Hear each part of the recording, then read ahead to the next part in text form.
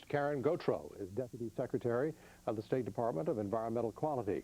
Dan Borne is President of the Louisiana Chemical Association, and Mary Lee Orr is Executive Director of the Louisiana Environmental Action Network.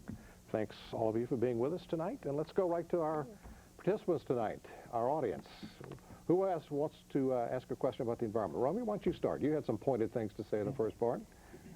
Okay, I want to know how we can assure that toxic chemicals are not being released at night in our homes. You know, when we're sleeping, because not everybody has central air. And if you don't, that stuff permeates your whole house. You wake up and you smell it. I mean, it's everywhere. So that's how I know that they release stuff at night. Who wants to tackle that? Ms. Gautreaux, you're the state person here. Okay, well, from our perspective, of course, there are monitors around many facilities and strategic places that monitor emissions that are coming off of facilities. When we get calls from citizens, we send personnel out to check on the air quality. And one thing that's probably sometimes confusing and perhaps frustrating is that odors are a very difficult thing. You may have an odor that's not very pleasant, but not necessarily something that poses a threat to your health. So in terms of night emissions, plants have limits to what they're supposed to do, and we do have ways to check, and we also follow up with enforcement or inspection personnel to see what's going on at the plant. So to the extent possible, we monitor what's supposed to be there, and we follow up when people report that they have smells in the air. Well, what I'm saying, as far as like where they showed where all the sensors were, they were all following I-110. And I mean, that kind of skews your data when you've got cars running by. You know, they need to move them to places where they're closer in proximity to the plants, and not susceptible to, you know, the emissions of vehicles. Right. Ms. Orr? I just wanted to say, I think that, I'm going to say something radical. I think that we all have to partner together to resolve that. Romy, you're not alone. Our folks are very concerned about the fact in this non-attainment area, there's 20 million pounds of toxic chemicals being released into the air. So we do have a lot of data. I think Kirk talked about it earlier. We do know some things, but I think we have to educate ourselves, and we have to become involved, and we have to talk to one another. I have to talk to Dan and talk to Karen, and we as individual citizens have to do more of this town square. I really applaud LPB for doing it, because the more we know, the more that you know about the data, the more you can make your own decision about what you're comfortable with and what you're not. And I think that's what makes our country so great, that we're part of the government. Romy, I have a comment about the midnight emissions thing. I worked for a major chemical company for 10 years, and I worked for LCA for about 15 years. And, you know, I have never in one instance known a company that went out and said, it's nighttime, let's just fill it up. There are so many severe fines and penalties that are associated with that kind of activity that unless someone really wanted to go to jail and blow a permit and be accused and convicted of willful, wanton disregard for public health, I sympathize with people that have those odors who live near or around our plants. But the issue of, quote, midnight dumping, I think, is one of those issues that people want to believe. But I have to say that the plant managers that I'm associated with would not stand for that kind of activity at a chemical plant or a refinery. But this is happening, and it's happening. Ask Julius. I mean, I'm sure you've come home at night and had smells, weird smells, permeating your house that you know are chemical. I had a question for Dan. I'm glad you mentioned something associated with that. I know people, and this it seems to be more a perception or a belief than myth that these nighttime emissions happen. And we live in a litigious society. You know, Mr. Borne, I would submit or ask of you, what can we do to minimize people, litigants, attorneys who choose to associate with making claims against the companies that you represent, the companies that you lobby for? And I know these costs are passed on to the consumers at some point to subsidize whatever expenses you have in fighting these claims. people make these claims, party themselves to these claims on an ongoing basis for just passing through an area where an emission is going on. What can the community do? What can the industry do to minimize this from happening? Well, as Huey Long said when he was invited once to speak at LSU, I'm here to make a speech, and you've just heard it. Julius summarizes one of the key issues that we have to deal with in the petrochemical industry in Louisiana, and that is we are a very litigious society. There's one example of a small release that happened in North Baton Rouge some time ago. The next morning, there were 400 people who had alleged that they were at a Burger King at 10 o'clock at night when that release happened, and another 150 that alleged that they were across the street at a grocery store that was closed at the time the release happened. And yet it created a huge stir, and it's a class action lawsuit that this company is having to defend. What's clearly needed is some changes in the law as they relate to class action lawsuits, so that the people who are truly injured, the people who are truly harmed, get reimbursed in an amount that certainly takes care of their harm, and that the greedy lawyers don't pull down the dough just standing companies up, which is something which amounts to legal blackmail. Dan, before we go on, we've got two lawyers sitting right across the table from you. So let's hear from them. One, of course, works for the state. I don't think she moonlights doing environmental lawsuits, do you, Sean? No, I don't actually. But in fact, let's switch gears, because what I'm more interested in, I mean, the litigiousness of it is only one mere aspect. But I agree with Ms. Orr that it really takes us all working together. And because the three of you represent three different facets of this particular arena, let's hear from the three of you about what your particular facet is doing to build a coalition with the other facet to try to help us as a state conquer these problems. I would like to start with that, if I may. The environmental advancements that have been made in this state and in this country are one of the great public policy success stories of the last 30 years. Not only is the environment better in America, it is better, contrary to what you hear in Louisiana. Just the companies in the Chemical Association, it doesn't count the refineries, doesn't count the pulp and paper mills, doesn't count the utilities, but just the companies in my association since 1988, when we started counting what we emitted and reporting it, just those companies have reduced emissions almost 90%, almost 80% in air, 6% in water, 90% to underground injection. There has been a huge amount of progress that has been made.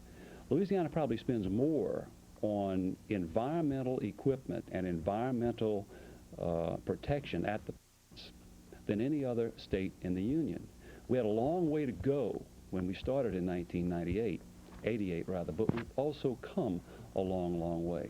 And I suggest to you, yeah, sure. But I want you to focus on telling me how your association is building a bridge between DEQ and also other environmental associations to help us conquer this problem. Be delighted I understand to. you are reducing emissions. There are community advisory panels at our plants from Baton Rouge down to the mouth of the river, and from Baton Rouge all the way over to the Sabine River in southwest Louisiana, where groups of citizens meet monthly with our plants to learn more about what is going on, and the plants learn about the citizens' concerns. That's one way that we are building bridges to the community. Now, the bridges that we build to DEQ are different types of bridges because they regulate us. Exactly. And you have to have a relationship with your regulatory agency that's a bit different from that with the public, simply because they have laws that clearly state what they can do or not do with respect to permits. Let me, Ms. Orr, and then Ms. Gautreaux. I feel very passionately about this topic, and one thing I want to say, Romy, is I don't think you're imagining this. I get call after call after call from citizens who tell me that at night they have these noxious odors, and I think that there are facilities that Dan represents that are very good neighbors, and perhaps maybe not even ones that he doesn't even represent that are not as good a neighbor. So I think that's a big problem. I think the good news is 10 or 12 years ago, lean wouldn't have even had a place at this town square. The people would not have had a voice at all. There would have been industry and government. It was sort of like a two-legged stool, and now it's a three-legged stool. There was no dialogue going on, and I think it's exciting that people like ourselves are involved in the process. We're making permits safer. We're challenging things that we think are unsafe. We're concerned about public health, worker safety, quality of life issues, the things that you're worried about with your family. And that's our bottom line. That's what we're motivated by, not by data, not by money. We just want a safer and healthier place to pass on to our children. And I believe that that's what the people at this table feel as well. And so to be able to accomplish that, we have to sit down and put aside those things, those stereotypes that, I'm anti-economic development or that I'm against everything. And we have to build those bridges because I literally believe that our life and our future depends on it. I had a son born with a lung disease and one with a learning disability. So I feel that I'm qualified to at least tell you personally what I feel the environment can cost you. Let's hear from Ms. Gautreaux and then Joe. Okay, I'd just like to... Is there a problem or not? Should we worry about pollution in Louisiana or not? Because what I'm hearing echoed back is, well, things are better. It's not as bad as it's being portrayed. Is that right? Is that a fair I think things characterization? are much better. If you look at all of the statistics which you discussed early in terms of the decline in the amount of pollutants being emitted, there's a tremendously good story. I just want to take a second to give an example, I think, of what you were talking about in terms of working with the public, working with industry, and working with the agencies. Many of you, I'm sure, are familiar with the 5-parish non-attainment area for ozone in the Baton Rouge area. And DEQ, over a number of years, there's a summer season, May through September, in which ozone forms, and it's bad for people with respiratory problems, and it also can lead to sanctions related to the Clean Air Act. So there was a great public education effort in terms of what can you do personally. Avoid filling your car up during the middle of the day. If you can, bring your lunch, and so forth. And if you have health problems, take appropriate precautions. This went on, we have a large industrial complex here where we looked at the information. It looked at like one of the last frontiers, taking all of these other actions, and there were numerous, too many probably to talk about in this forum without cutting other people off of an opportunity to talk. We got together and noticed that there were some chemicals being emitted in very small quantities that just happened to react to form ozone. And in cooperation with industry, we developed some administrative orders for certain types of monitoring that we hope are going to pinpoint perhaps there is a small leak that's within the limits, but nevertheless can help create an ozone spike, which would put us out of attainment. We're working very hard this summer through a combination of the monitoring program. We hope people will continue their behaviors that can help minimize ozone formation.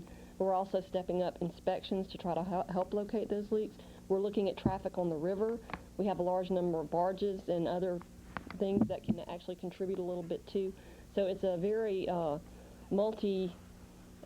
I guess, perspective approach, as you would say. Joe, do you buy all of this? What do you think of all this? Yes, a lot of it I do, but I still believe that they could educate the public on a lot of the household products. It's doing more harm to the economy than a lot of your plants. But still, I would like to see the plants look at the natural gas and stuff that they, have to burn off and all that. Instead of burning it off, why don't we reuse it as to community? Give it back to the community. Let the community figure out some way of harnessing and let the community have it as to heat the houses or whatever. Joe, one of the reasons is that industry just doesn't burn natural gas. They use natural gas to make things. They use natural gas like a baker, for example, uses wheat. Wheat comes into a bakery shop. It becomes French bread. It becomes king cakes. It becomes bagels. It becomes, sweet rolls. Industries use natural gas to make consumer products. I have a bucket of them in the lobby out here, my own version of the bucket brigade, about 30 consumer products that we use every day, most of which come from natural gas. And so we just don't burn the natural gas to make electricity. We also use it as a raw material, and it becomes an integral part of the consumer products that keep us healthier and help us live longer. I'd like to say something. Yes, I think we have an enormous challenge and problem facing us into this new millennium, and I think that it's something that we all need to work on, and I think that we rightfully so are very concerned about being exposed to millions of pounds that we know of, and that's not any upsets or accidental releases that happen in industry. So I think it's a tremendous challenge for us. So yes, Charles, if you want to ask me. If not, would go fishing. If we didn't have so much mercury problem, if we didn't have enormous amounts of air toxics going in. I want to point out in a respectful way, the reason I believe that DEQ has moved along so far is because the people filed a suit about the non-attainment area, and we had to come to the table and try to resolve this issue because we felt it was so important. Because if you've ever taken your child to the emergency room when it has asthma or seen someone who suffers from a respiratory illness, you know how important it is to have clean air, and you know that ozone exacerbates asthma. It's the #1 reason children miss school. So it's something that we need to really face and not run away from. And I think that's a big difference now today, that you have the three of us here and you folks asking really important questions. Karen, and then I've been looking at people furrow their brows on this side for some reason and reacting to comments. And I want to get to some of you in a minute, but go ahead. I just want to very quickly mention, I agree we have many challenges ahead, and of course working with major facilities, regulating major facilities will always be important to us, but we're finding that one of the big challenges is actually probably what you would consider a minor source. We have thousands of small wastewater treatment units throughout the state that aren't functioning, that are actually contributing to pollution, water pollution in the state. Also, we have thousands of underground storage tanks, for example, old gas stations and things like that, that may be leaking, that are posing a threat to groundwater. So, although, again, this is a very important segment of our responsibilities, we are really feeling a challenge with what you would maybe, as a member of the public, typically not think of as being a major challenge. So, let me hear from it. I mean, it's been funny almost. I've watched each of you and various comments. Go ahead, Jerry. I was listening to Mr. Borne and about the natural gas. If I'm not mistaken, when I was growing up, Exxon used to expel the natural gas and burn it off. That's what the big torches were at night. And as business progressed, that natural gas became a valuable commodity, so they stopped burning it off. But my concern is that ultimately the answer to this has got to be zero emissions, to where a chemical plant or a plastics plant, it's not going to have any emissions. Any emission is too much. And whereas we may be improving, I think our goal has to be a lot loftier. Here. Well, I think the pressure is constantly on to reduce. You know, Karen may be able to give us a background on the measures that are built into permits that are designed to protect human health and the environment. But I have to tell you, it's going to be very difficult to get to zero emissions. Just like it's going to be very difficult to get the automobile that you're driving down to zero emissions. If you try to put a tennis ball in your tailpipe, something's going to go wrong. There are now many closed-loop systems that we're using in industry to keep emissions minimized. But to say that we are going, as an industry or as an economy in America, get to zero emissions, that means no emissions at all, that will be virtually impossible to do, although the pressure is continually on to reduce those emissions. Sonia, you had a question. I do. We talk a lot about air pollution, and my question is about water. I know fishing is a big industry in Louisiana, so what's being done to help the water pollution? Well, I can say this much, that our discharges to water have been reduced by over 90% since 1988. And we're easy to find because we're called point sources. They know exactly where our emissions come from. Much harder to find urban runoff, which is a big problem, and runoff from agricultural areas, which is also a big problem. But there's a good bit of concern these days, at least in the Baton Rouge area, about Shintech, about these LNG projects off the coast now, about that. Was that some of your concern too, or? Yes, definitely. What about that, Ms. safety Gautreaux? of the fish. well, DEQ for the offshore facilities actually has no regulatory authority. That would be, actually they're all federal agencies regulating this at this particular time. We have had discussions in terms of, our secretary happens to be a fisheries biologist, so he's just contributing to some informal discussions. One of Governor Blanco's goals is to, if a water body, whether it's a lake, a stream, or river, doesn't meet something that's called a designated use in the Clean Water Act, it's impaired for use. There are 7 different uses. For example, a use for fish and wildlife propagation, meaning that fish and wildlife will happily live there and reproduce. Also, there's a swimmable use. Someone mentioned earlier some closures. I think a Beach Act, it was actually an advisory warning people that conditions weren't good for swimming at that time. Usually that's after a big rain event and it's washed a lot of pollutants into the water. Typically fecal coliform is a pollutant that people are advising against swimming in. That's human waste.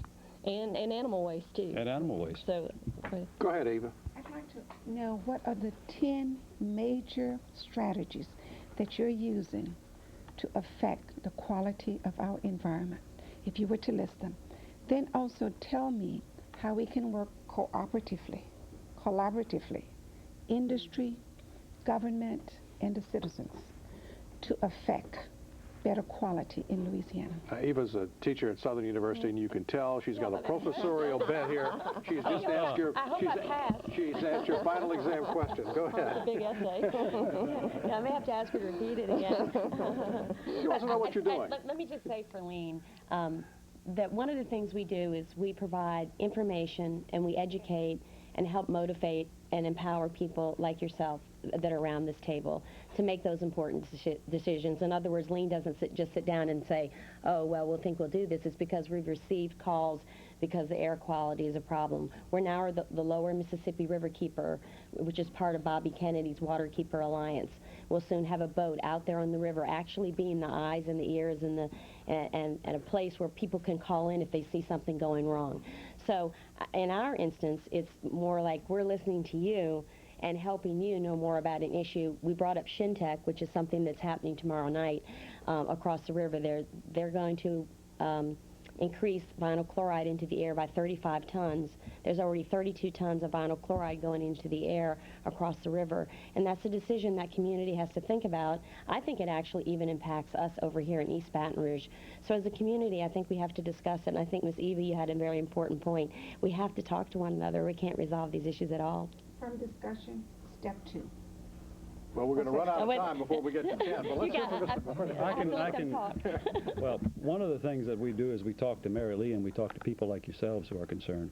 But the primary thing that we do is we try to run our plants as safely as possible with the minimum amount of environmental impact to the community within our permits, and when we mess up, we pay the price, and sometimes we do. Ms. Gautreaux? Well, I think we have a combination of approaches, education, both of the public and also perhaps a small business that has a potential threat like an underground storage tank. The other thing is we want to encourage improvements in technology to help people. What is a better wastewater treatment system for a small municipality? Can we help bring them into compliance if they're having problems? And of course, the last one is the stick. If you haven't operated as you should, there should be some follow-up. As it goes through the process, a fine or penalty, but hopefully we'll educate, help, and then enforce if necessary. So those are real quick. Reinforce what Karen said about enforcement. Ms.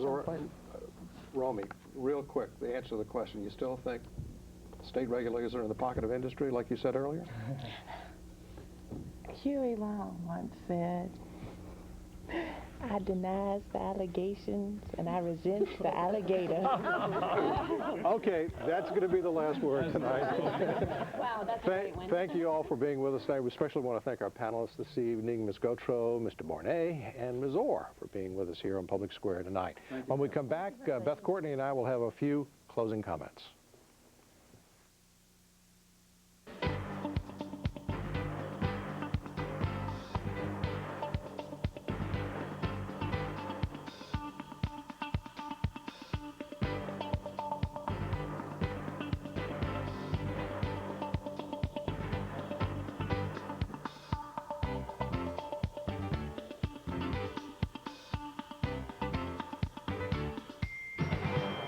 Well, you know, we had a lively discussion as always, Charlie, and I think that this is a topic that could go on and on. But one of the things I am surprised about is that the environment in terms of rankings in the LSU polls has not been up at the top. Yeah, it's been down at the bottom. And people, you know, if you ask them what's more important, education, crime, jobs, the economy, sure, those are going to be up at the top. But then down on the list is the environment. Nonetheless, our own poll showed that people care very deeply about the quality of their jobs and their paychecks, but they also care very deeply about the quality of air, the water, and the land. but it's personal caring rather than sort of esoteric. But I will tell you the results so far tonight, lpb.org, where the quick poll results, 73% say that the overall quality of the environment in Louisiana today is poor, and 18% say fair, and 9% went online and said they don't know. So one of the interesting things that came out too in our poll, Beth, was that there's a racial difference in that result, that African Americans in Louisiana generally think the environment is in better shape than white voters, and Hispanics and mixed races are right in the middle, neither plus nor minus in terms of fair, poor, good. Nobody thinks it's excellent. Well, I think it's very interesting tonight, and I enjoyed listening with all of you at home, because we had a wonderful conversation, I think, and I'm always amazed by our average citizens are very thoughtful about complex topics, and that's all the time we have for this edition of Louisiana Public Square. We invite you to take our full online survey about the environment by going to lpb.org. Next month, we'll take a look at higher education in Louisiana, another hot topic. Absolutely.